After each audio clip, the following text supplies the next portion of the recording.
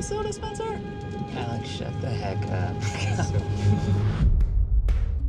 Remember back in 2015 when 3 American friends stopped a terror attack on a train in France? Well, their adventure has now been turned into a movie called The 1517 to Paris, and it's directed by Clint Eastwood.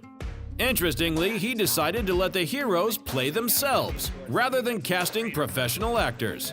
When the terrorist attack happened, it was like a pretty traumatic thing, but we didn't even have time to like digest it because it was such a world story within like 24 hours. And like for those like following year, we were just like all over the place doing interviews and stuff. So it's been such a whirlwind. And then to write a book and then to get it picked up for a film, we thought again it was going to end right there, and that was going to be amazing. And then just to have like such a legend like Clint Eastwood and to ask us to play ourselves, it was just like mind-blowing. We had to have a couple of days just to digest it. We said to think about it, but it was really just to digest that Clint Eastwood wants us to be in his film.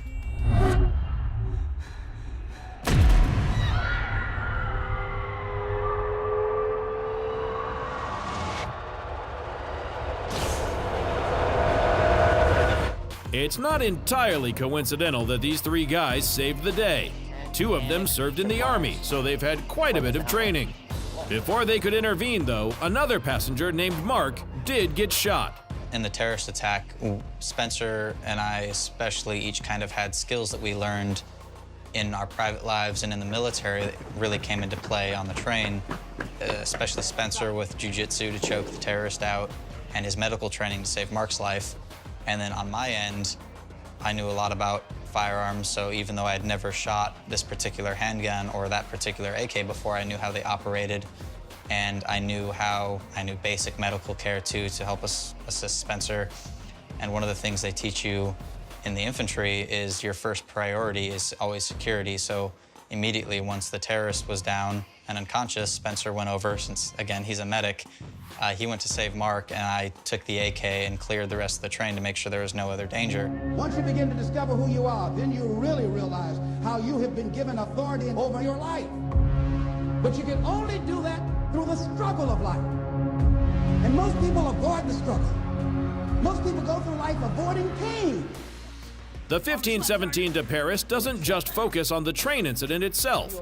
We also get to know the 3 friends. We find out what they were like as kids and how 2 of them joined the military. You witness how their experiences built up to that one life-defining moment on their vacation. Most of the scenes were pretty straightforward to shoot. Those on the actual Thalys train proved quite a challenge, though, even for a seasoned director like Eastwood. We're long going 160, 180 miles an hour while we're filming this thing. Now, it's not an old-fashioned train where it's going, rattling all over the place, but it's very, very fast. But it's also, because of that, it's very, very narrow. So it's very tight to be shooting. The seats and everything are comfortable. They're wonderful trains to ride on. But to film with the cameramen and assistants and sound people and all the various personnel that you have on a movie, it's tight work. Check out the remarkable story of these all-American heroes as the 1517 to Paris is out now.